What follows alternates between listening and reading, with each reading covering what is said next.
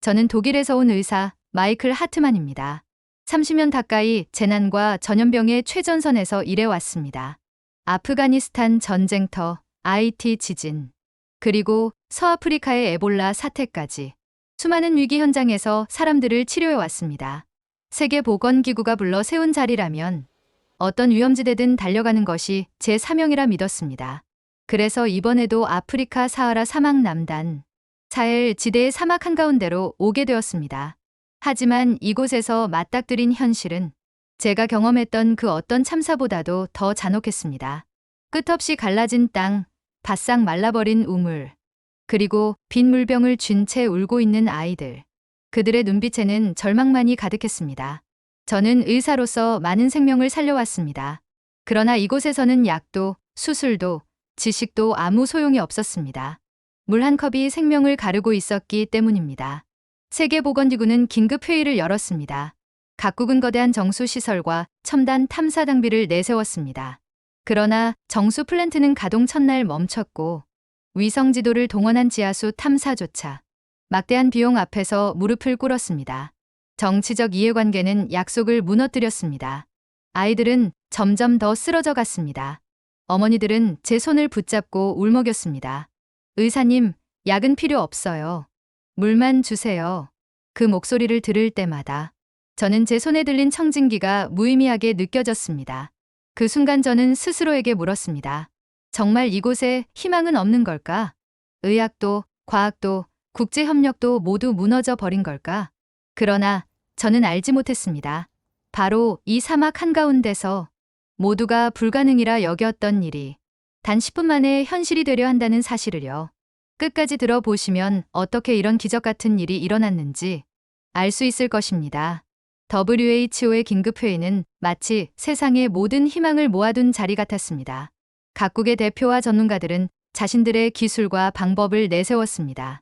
유럽의 NGO는 대형 정수 플랜트를 들여왔습니다. 거대한 기계가 사막 위에 세워지자 사람들은 잠시 환호했습니다.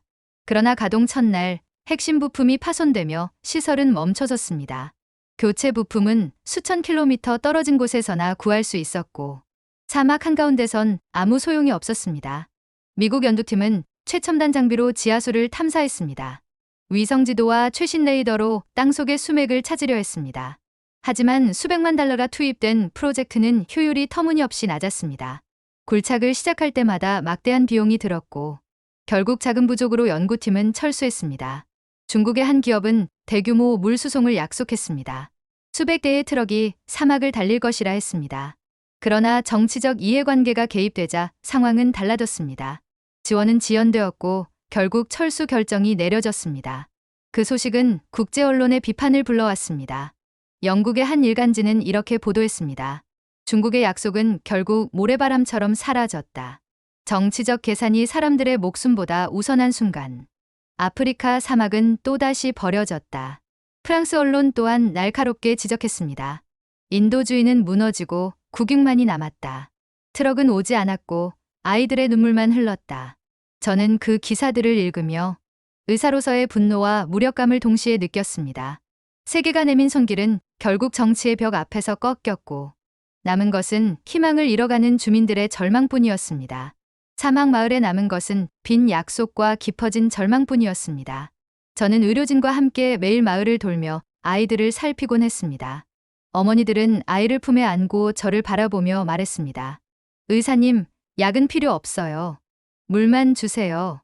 물만 있으면 살 수 있어요. 그 말을 들을 때마다 제 가슴은 무너져 내렸습니다. 제 손에 들린 청진기와 약품은 무력하게 느껴졌습니다. 그 무엇도 갈라진 목마름을 해결해 줄 수 없었기 때문입니다. 마을 광장 한쪽에는 고장난 정수 시설이 방치되어 있었습니다. 아이들은 그 옆에서 놀지도 않았습니다. 그 기계가 한때 희망이었지만 지금은 그저 거대한 쇳덩이에 불과했기 때문입니다. 국제사회의 수많은 시도와 화려한 기술, 그리고 정치적 약속들이 이 사막 앞에서 무너져 내렸습니다.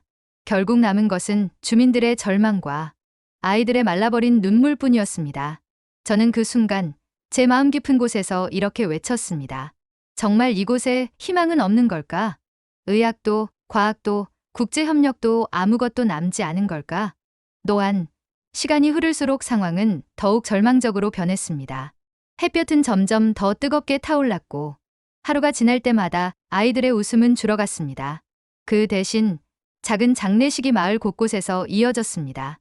어머니들은 아이의 몸을 품에 안고 조용히 울었지만 눈물조차 바싹 말라 제대로 흐르지 않았습니다. 삶과 죽음의 경계는 물 한 모금에 달려 있었고 사막은 매일같이 그들을 삼켜가고 있었습니다. 국제사회의 관심도 빠르게 식어갔습니다. 처음 며칠간은 언론이 이곳의 비극을 보도했습니다. 아프리카 사헬 지대, 하루 수천 명 목숨 잃어. 그런 제목이 세계 곳곳에 헤드라인을 장식했습니다. 하지만 시간이 지나자 뉴스는 더 이상 이곳을 다루지 않았습니다. 전쟁과 정치 뉴스에 가려져 사막의 아이들의 죽음은 관심받기 되었습니다. 주민들은 서로를 보며 체념한 목소리로 말했습니다. 우리는 잊힌 존재가 되었어. 아무도 우리를 보지 않아. 세계 경제대국들은 관세 전쟁과 자국 이익주의에만 몰두했습니다. 그들의 회의장에서 오가는 말은 아프리카 아이들의 목숨이 아니라 무역 흑자, 자국 산업보호, 정치적 승리였습니다. 국제원조 기금은 삭감되었고 이미 약속된 지원조차 차갑게 취소되었습니다. 서류 한 장의 도장으로 수많은 생명이 한순간에 외면당한 것입니다.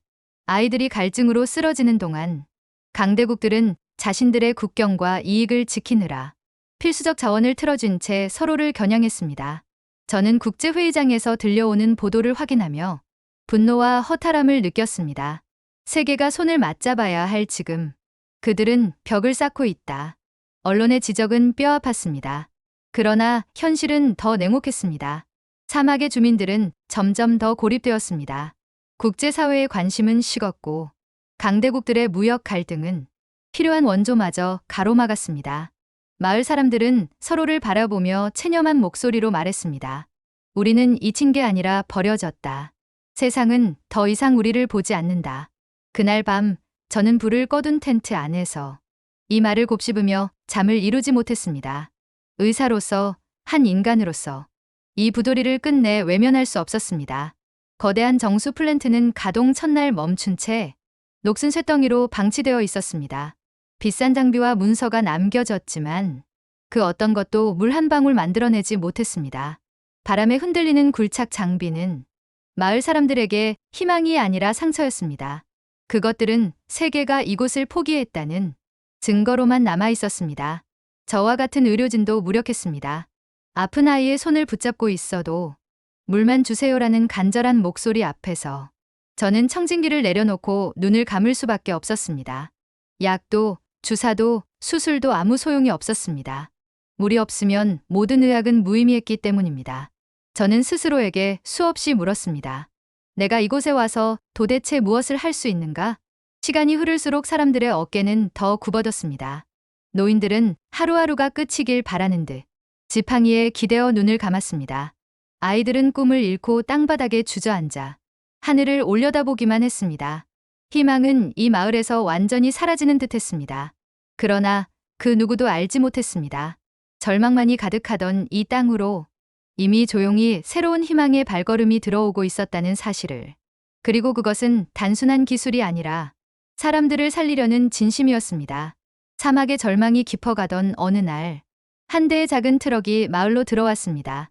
사람들은 처음엔 별다른 기대를 하지 않았습니다. 이미 수많은 거대한 장비와 전문가들이 이곳에 왔다가 실패하고 떠났으니까요. 그러나 이번에 내린 이들은 달랐습니다. 젊은 한국인 엔지니어들과 의료진이었습니다. 그들의 손에는 거대한 플랜트도 위성 탐사 차량도 없었습니다. 오직 몇 개의 이동형 케이스와 태양광 패널이 전부였습니다. 저는 속으로 고개를 저었습니다. 저 장비로 무엇을 할 수 있겠다는 거지? 그러나 그들의 표정은 단호했고 눈빛에는 확신이 서 있었습니다. 그들은 자신들이 가져온 장비를 소개했습니다. 이름은 스마트 워터 솔루션 시스템. 삼성과 한국수자원공사가 공동 개발한 장비였습니다. 국제 언론에서도 이미 여러 차례 보도된 장비였지만 저는 직접 눈으로 보기 전까지 믿을 수 없었습니다. 스마트 워터 솔루션 시스템은 두 가지 핵심 모듈로 이루어져 있었습니다. 첫째는 지하수 탐사 모듈, 둘째는 이동형 초소형 정수 모듈. 탐사 모듈은 지중 레이더 GPR화, 전기비저항 탐사법 BRT를 결합한 장치였습니다. 쉽게 말해 지하 200m까지 땅속의 수맥을 고해상도로 스캔하고 수분 함량과 수질까지 동시에 분석하는 최첨단 장비였습니다. 보통 이런 탐사는 수주가 걸리고 거대한 장비가 필요했지만 SWS에서는 불과 10분 만에 수맥의 위치를 정밀하게 특정할 수 있었습니다. 정수 모듈은 더 놀라웠습니다. 나노 여과막과 역삼투합 시스템을 소형화한 장치였습니다. 보통 해수 담소화 시설에서 쓰이는 기술을 휴대용 크기로 축소한 것이었죠. 여기에 한국이 세계 최초로 개발한 태양광 기반 하이브리드 전력 시스템이 탑재되어 별도의 연료 없이도 가동이 가능했습니다. 사막 한복판에서도 장비는 멈추지 않았습니다. 그들은 장비를 설치하면서 차분히 말했습니다. 10분만 시간을 주십시오. 우리는 이 땅속에서 물을 찾아내겠습니다. 국제원조팀의 전문가들은 냉소적인 반응을 보였습니다. 불가능하다. 이 작은 장치로 수맥을 찾을 수 있다고? 그러나 한국팀은 의연했습니다. 마치 결과를 이미 알고 있는 사람들처럼 흔들림이 없었습니다. 장비가 가동되자 화면에 지하 단층 구조가 나타났습니다. 선명한 곡선과 함께 파란색으로 표시된 부분이 보였습니다. 여기입니다. 지하 187m 지점에 고정 수맥이 흐르고 있습니다. 엔지니어의 목소리는 확신에 차 있었습니다. 저는 믿기지 않았습니다. 유럽의 위성팀, 미국의 굴착팀, 중국의 수송팀 모두 실패했던 이 땅에서 그 작은 한국 장비가 수맥을 단숨에 찾아낸 것입니다. 즉시 굴착이 시작되었고 불과 몇 분 뒤 땅속에서 차가운 물줄기가 솟아올랐습니다. 사람들은 환호했고 아이들은 울며 웃었습니다. 그러나 더 큰 놀라움은 그 뒤에 있었습니다. 물이 솟아오르자 곧바로 정수 모듈이 연결되었습니다. 흙탕물이 순식간에 0.2 마이크론 멤브레인 필터를 통과하며 깨끗한 식수로 변했습니다. WHO 검사 기준에 따르면 첫날만 3,000명이 안전하게 마실 수 있는 양이 확보되었습니다. 국제 언론은 즉시 이 소식을 타전했습니다. CNN은 긴급 자막으로 보도했습니다. 작은 한국 장비 10분 만에 사막의 물길을 열다. 영국 가디언은 사설에서 이렇게 썼습니다. 거대한 플랜트가 무너진 자리에 작은 한국의 장치가 인류의 희망을 세웠다. 저는 그 현장을 지켜보며 온몸이 떨렸습니다. 불가능이라 단정했던 사막 한복판에서 기적이 눈앞에서 펼쳐지고 있었기 때문입니다. 이것은 단순한 기술의 승리가 아니었습니다. 그것은 절망 속에서 다시 태어난 구원의 순간이었습니다. 저는 여전히 그날의 장면을 뚜렷하게 기억합니다. 처음 물줄기가 솟아나오기도 전에 한국 의료진은 가장 먼저 아이들 곁으로 다가갔습니다. 그들은 손수 작은 컵에 물을 담아 아이들의 입술에 가져다 주었습니다. 스스로는 단 한 모금도 마시지 않고 먼저 당신들이 살아야 합니다. 그렇게 말하며 아이들에게 건넸습니다. 아이들이 조심스럽게 물을 삼키자 얼굴에 환한 웃음이 번져갔습니다. 마치 메마른 땅에 꽃이 피어나는 듯했습니다. 어머니들은 그 모습을 보고 오열했고 저는 의사로서 무너져 내릴 것만 같았습니다. 저는 평생 수많은 환자를 살려왔습니다. 그러나 그 순간만큼 의학의 의미를 깊이 깨달은 적은 없었습니다. 우리가 가져온 것은 기술이었지만 한국이 전한 것은 희망이었습니다. 한 소녀가 제 손을 꼭 잡으며 말했습니다. 이제 학교에 갈 수 있어요. 그 말 한마디가 제 가슴을 찌르는 듯했습니다. 이곳 아이들은 물이 없어 학교조차 가지 못했습니다. 배움은 사치였고 생존이 유일한 과제였던 것입니다. 그날 밤 저는 국제 언론의 보도를 접했습니다. 영국 BBC는 이렇게 전했습니다. 한국의 의료진은 기술을 들고 온 것이 아니라 생명을 나누는 마음을 들고 왔다. 미국 뉴욕타임스는 사설에서 말했습니다. 사막 한가운데 한국은 물과 함께 희망을 심어주었다. 그들의 작은 장비와 큰 마음이 국제원조의 패러다임을 바꾸고 있다. 독일 슈피겔지는 이렇게 썼습니다. 한국은 단순한 지원국이 아니라 고통을 함께 짊어진 동반자였다. 저는 같은 독일인으로서 그 평가가 얼마나 진실한지 온몸으로 느꼈습니다. 마을 주민들은 의료진에게 끊임없이 감사 인사를 전했습니다. 한 어머니는 끝내 말을 잇지 못한 채 의료진의 손등에 눈물을 흘리며 고맙습니다. 우리 아이를 살려주셔서 라고 속삭였습니다. 저는 그날 밤 스스로에게 물었습니다. 진짜 의학이란 무엇일까? 그 답은 너무도 분명했습니다. 약과 수술이 아니라 생명을 살리고자 하는 따뜻한 마음. 바로 그것이 의학의 시작이자 끝이었습니다. 삽이 땅을 파고 들어갈 때마다 사막은 늘 침묵으로 답했습니다. 저는 이번에도 결과는 같을 것이라 생각했습니다. 그러나 제 예상은 무너졌습니다. 처음엔 작은 울림이 땅속에서 전해졌습니다. 엔지니어는 장비를 확인하더니 단호하게 외쳤습니다. 여기입니다. 이곳에 물이 흐르고 있습니다. 사람들은 믿을 수 없다는 듯 서로의 얼굴을 보았습니다. 그러나 누구도 눈을 떼지 못했습니다. 몇 분 뒤 갈라진 흙 사이로 차가운 물방울이 스며 나오기 시작했습니다. 그 순간 공기가 바뀌었습니다. 사막의 무거운 침묵이 흔들리듯 떨렸고 마을 사람들은 숨을 죽인 채 땅을 응시했습니다. 그리고 마침내 수십 년간 말라버린 땅에서 굵고 힘찬 물줄기가 솟구쳐 올랐습니다. 아이들은 비명을 지르며 뛰어올랐습니다.